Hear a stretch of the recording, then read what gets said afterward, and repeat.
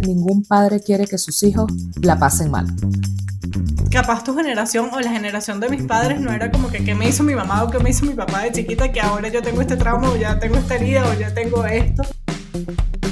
Yo lo veo distinto. 2 generaciones y un café sin azúcar. Hola, Nini. Hola, Su, ¿cómo estás? Bien, ¿y tú? Bien, chévere. ¿Qué me cuentas? Bueno, aquí en lo mismo, pero con muchas ganas de tomarme un café. Sí, yo también porque aquí está haciendo un frío horrible. Fíjate dos. Buenísimo, me pido 2.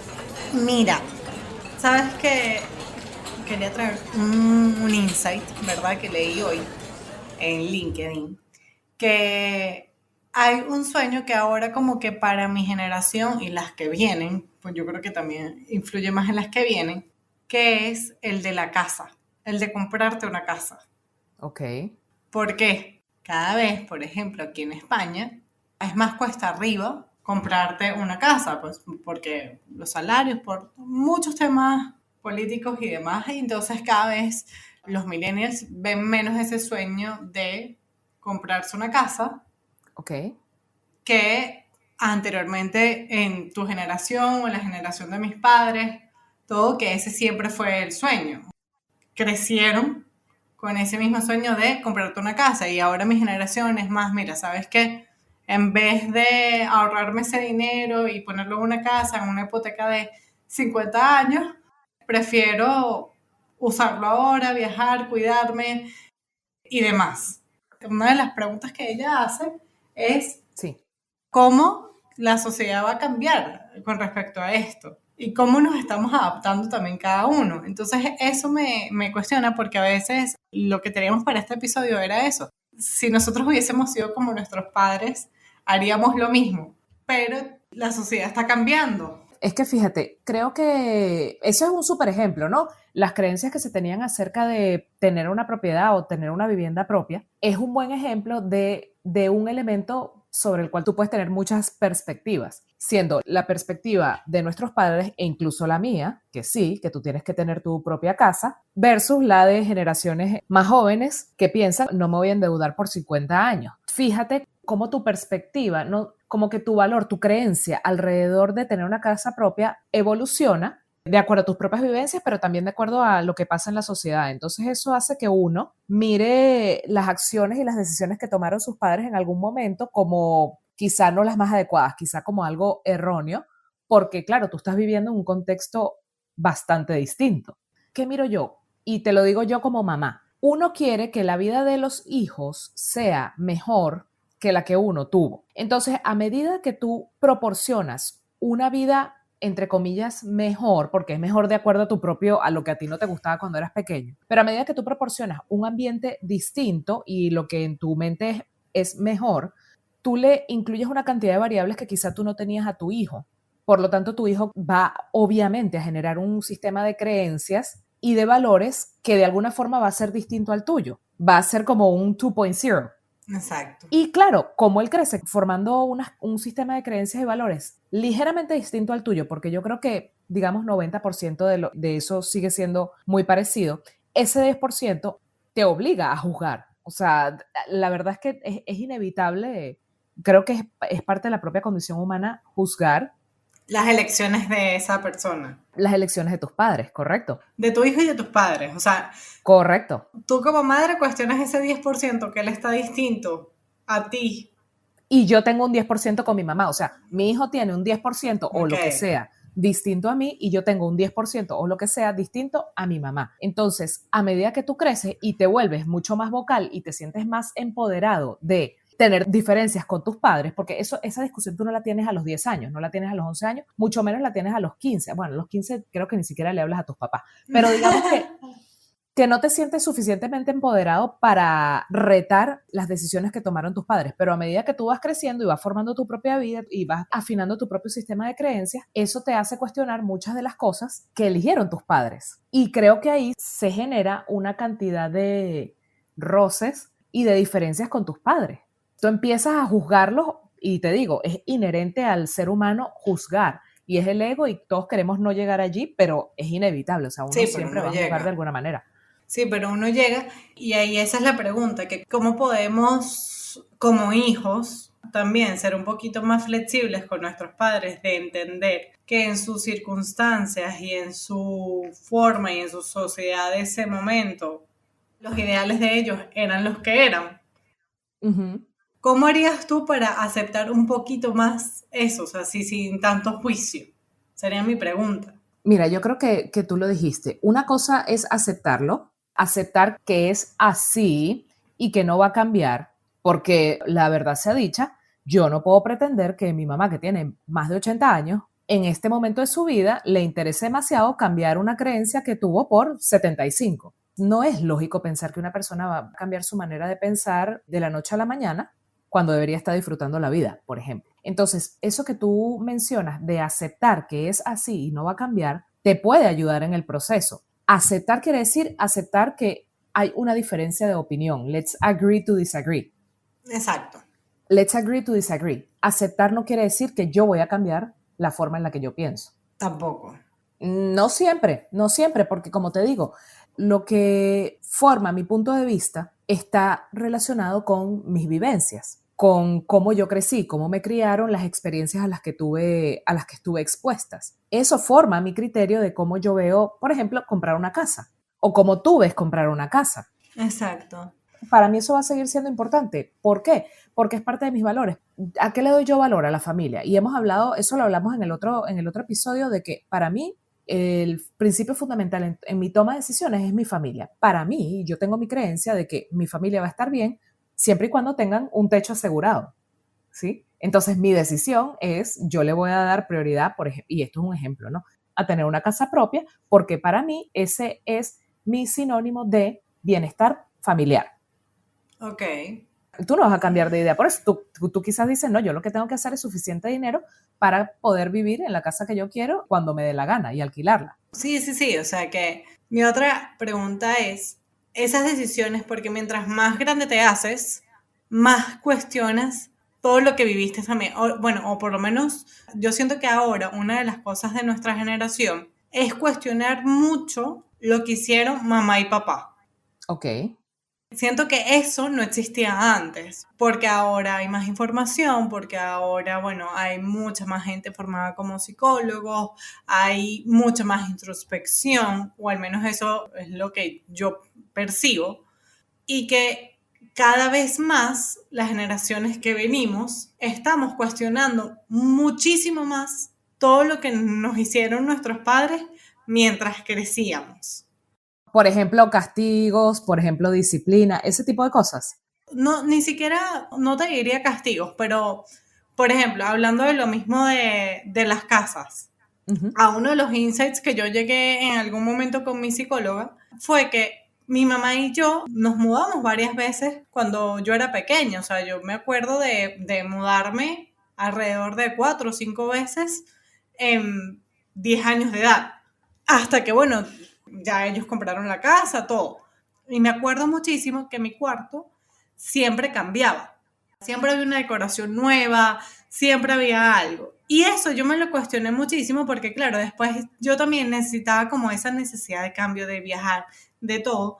Y claro, fue como irme dando cuenta, claro, es que siempre has crecido en un ambiente de cambio y siempre has estado bajo esa necesidad. Y claro, muchas veces, o sea, como que lo cuestionaba hacia mi mamá. Y siento que ahora, todo, o sea, lo que digo ahora es como que esta información, y una vez también lo hablaba con una amiga de, ahora cuestionamos un poco más todo lo que hicieron nuestros padres en nuestra infancia y todas estas heridas de la infancia y todo este tema. Y yo siento que por lo menos capaz tu generación o la generación de mis padres no era como que qué me hizo mi mamá o qué me hizo mi papá de chiquita, que ahora yo tengo este trauma o ya tengo esta herida o ya tengo esto.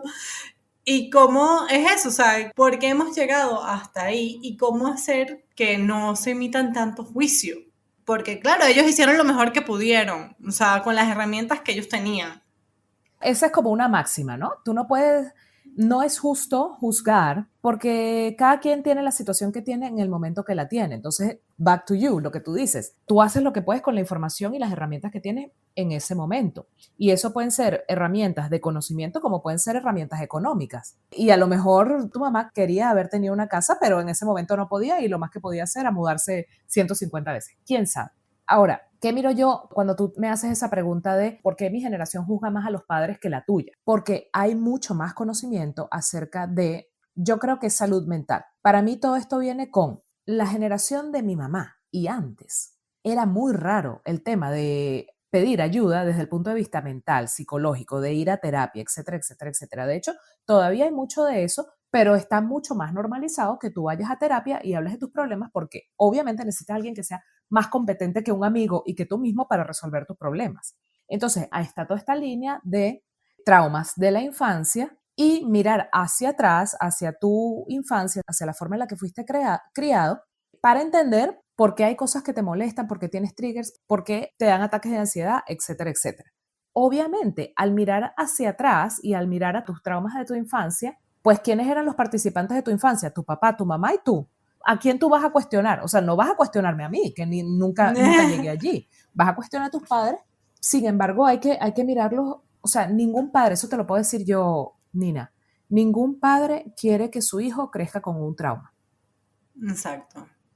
El amor que tú sientes por tus hijos es tan descomunal que jamás tú vas a querer hacer algo que los traumatice, que los dañe, pero en ese proceso de protegerlos, tú vienes también con tus propios demonios y con tus propias cosas que nunca trabajaste. Entonces, inconscientemente tú tienes behaviors, tienes comportamientos que van a influir, porque es que no importa lo que tú digas, es lo que tú haces lo que realmente define esos traumas de infancia. Cosas tan sencillas y tan simples como, por ejemplo, una mamá divorciada con 3 muchachitos hace 40 años. ¿Qué tiene que hacer esa mamá divorciada con 3 muchachitos? Priorizar el trabajo. No porque no quiera a los 3 muchachitos, sino porque si el papá se desapareció completamente, la única forma de sobrevivencia de esa mamá es trabajar como una negra para que a esos niños no les haga falta nada. Entonces, tú estás en una situación en la que realmente estás de supervivencia, trabajando un montón, pero entonces el valor que le inculcas a tu hijo es el trabajo, cuando realmente tú le quisieras inculcar familia. Pero lo que ellos están viendo todos los días es que es importante trabajar como una negra todos los días. Sí, sí, sí, totalmente. Y creo que, no, o sea, no me acuerdo si esto lo dijimos en un episodio que yo te decía como que, ¿sabes? Yo también vi eso tanto en mi casa de que mis papás siempre estaban trabajando, que yo una de las cosas que yo siento que hice fue teletrabajar para el día de mañana estar en casa, que capaz no vaya a estar. Pero sí, o sea, como todas esas cosas que te moldean y creo que al final lo que me va a llevar también es de ver esa mirada del cariño y del amor de lo que tú dices, que yo sé que los padres no quieren causarte ningún trauma, no quieren causarte ningún daño, ni nada por el estilo.